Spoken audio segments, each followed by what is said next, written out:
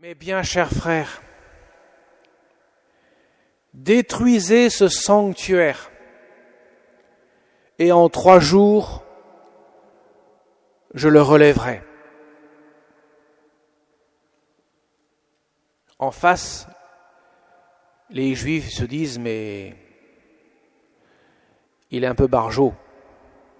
Il a fallu 46 ans pour construire ce sanctuaire, ce magnifique temple, et toi, tu prétends le relever en 3 jours. Forcément, de ces cœurs, monte le mépris. Mais comme le dit saint Jean, Jésus parlait de son corps. Il n'avait pas saisi que les sacrifices offerts au temple n'étaient qu'une figure du véritable sacrifice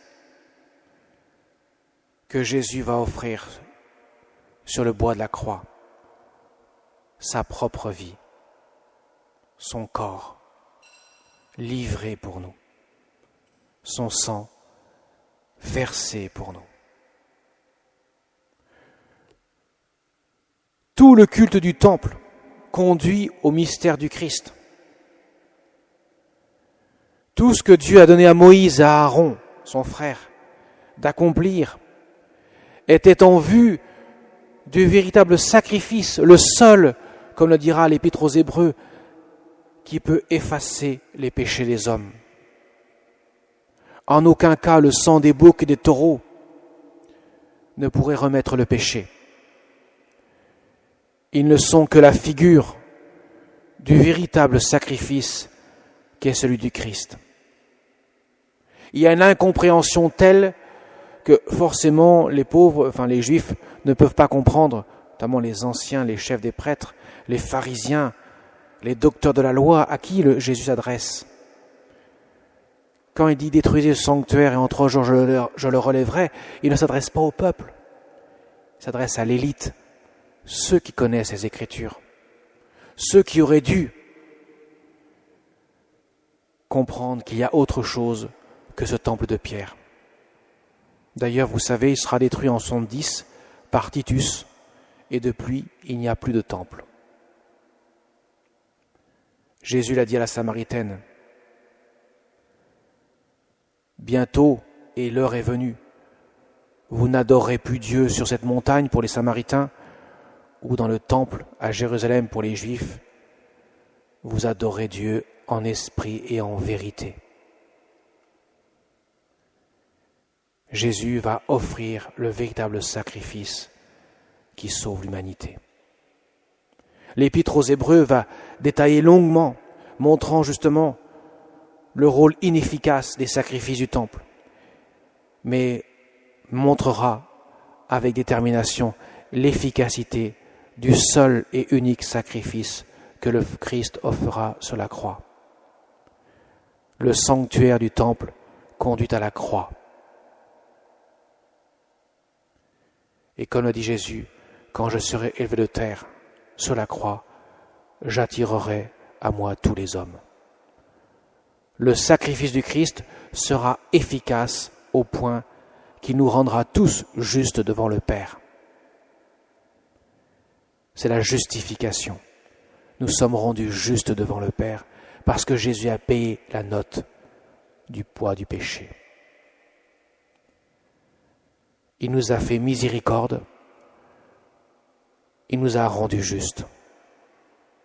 Le Seigneur nous abreuve de son amour miséricordieux. Voilà pourquoi il parle de cela.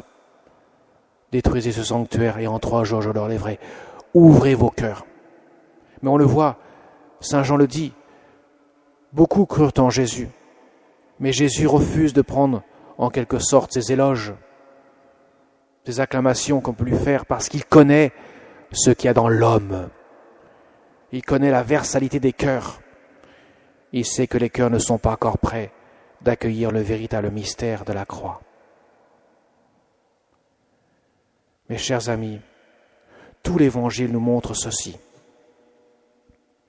Quand Jésus fait des miracles, quand il fait revenir des morts à la vie, Lazare, la fille de Jaïr, le fils de la veuve de Naïm, quand il rend la vue aux aveugles, quand il met debout les estropiés, quand il guérit les lépreux. Là, tout le monde s'acclame. Ouais, c'est le Fils de Dieu. Mais quand il est sur la croix, quand il agonise au jardin des Oliviers, quand il est flagellé par les Romains, quand il est insulté par les chefs des prêtres et les scribes, les pharisiens, quand il est couronné d'épines, quand il porte sa croix, où sont-ils ceux qui l'ont acclamé?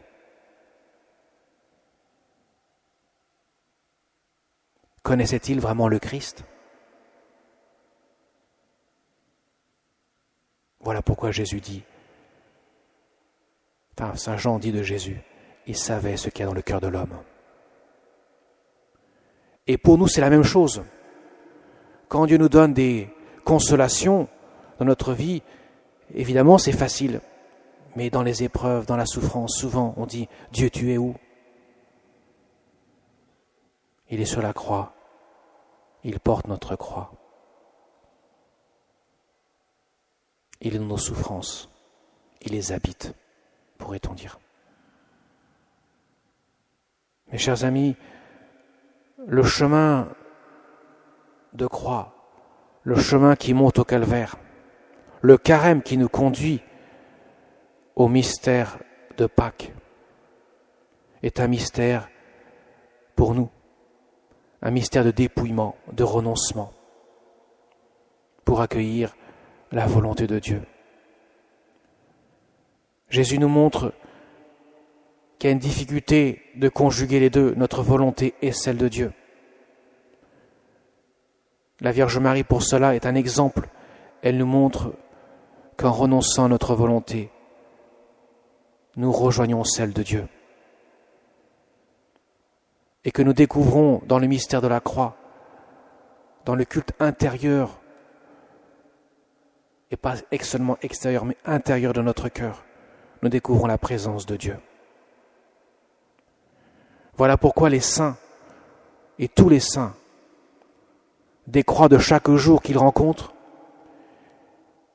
ils en font des échelles pour monter au ciel, parce qu'ils découvrent que la présence de Dieu, non loin d'être absente, au contraire, elle est présente. Dieu est là, il habite nos souffrances, il habite nos épreuves. Seulement la confiance permet de le voir, de l'accueillir. Mes chers amis, le carême, c'est un temps de pénitence, nous le savons.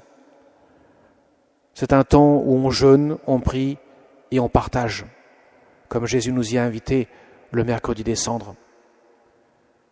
C'est un temps, en quelque sorte, où nous renonçons quelque peu à nous, pour davantage mettre la présence de Dieu dans notre vie et aimer les autres de l'amour de Dieu. Cela, Jésus nous montre que c'est le cœur de l'Évangile.